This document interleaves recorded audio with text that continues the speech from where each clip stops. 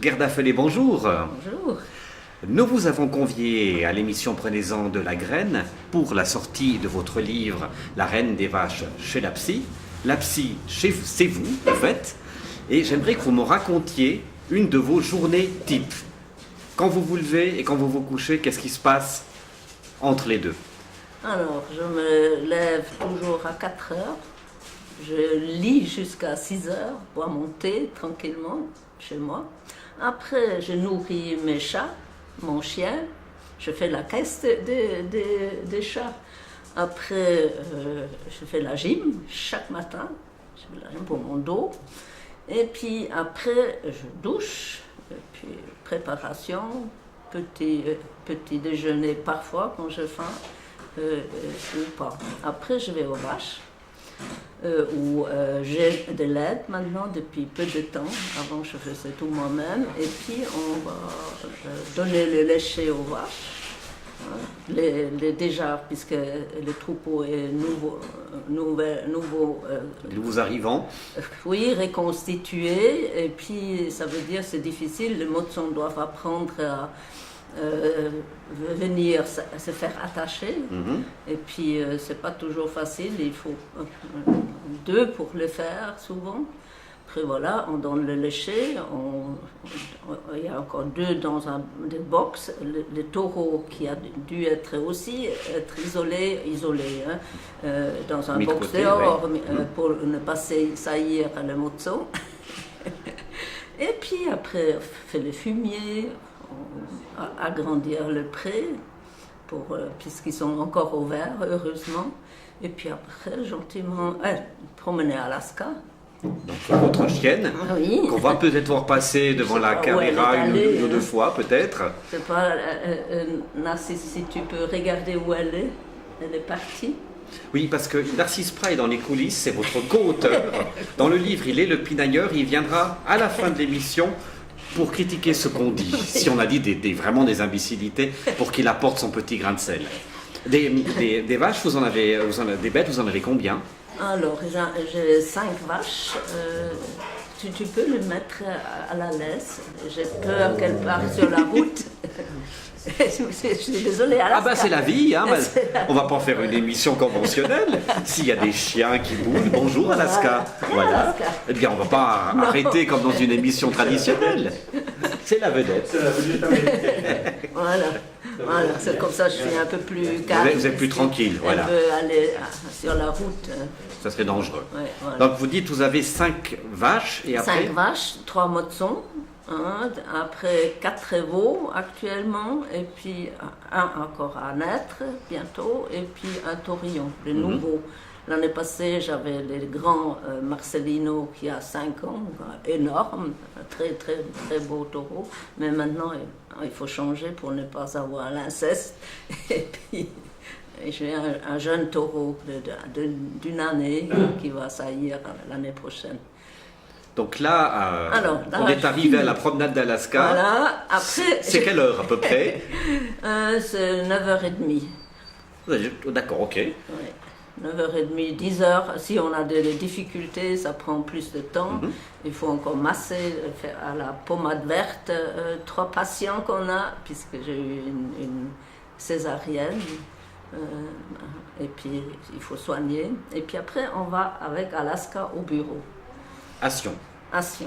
Donc vous êtes toujours à Chara, Sion. Voilà. Sion, là vous recevez vos divers Fuy, patients. j'habite Fuy, les vaches sont à Chara et je travaille à Sion. Ok. Non, à 10h, on est à Sion.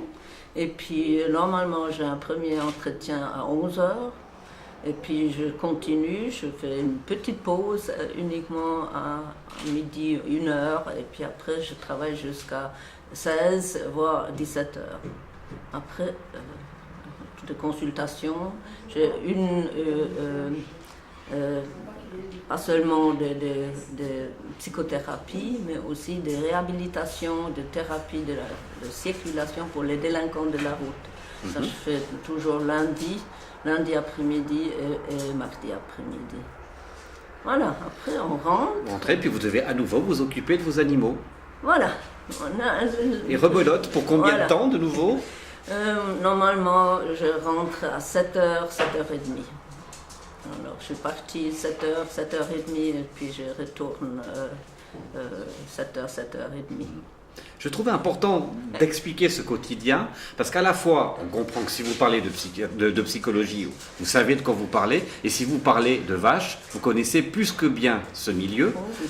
Et ça a démarré en 2004. Ouais. Vous avez eu un coup de foudre pour Bouboule, et Bouboule, c'est 840 kilos à la pesée. Ouais. Vous vous rappelez de la première image que vous avez eue d'elle?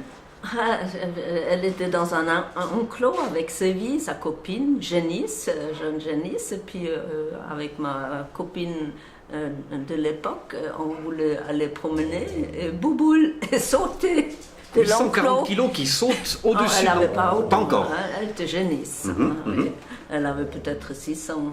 C'était 600 kilos, c'est déjà pas mal. C'était Hein. une Ouais. grande vache. Elle était très drôle. Hein.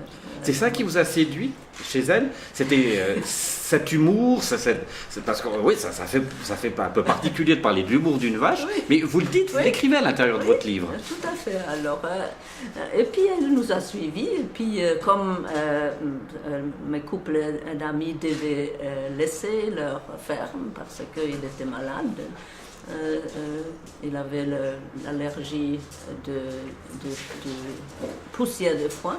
Et puis je me suis dit, je prends les deux. Je ne peux pas prendre Bobo seul, puisque c'est sa copine, je ne peux pas la séparer. Vous dites, c'est son amie d'enfance, donc elles devaient être ensemble. Hein. Et c'est Séville qui va vous apporter votre premier plus grand bonheur d'éleveuse.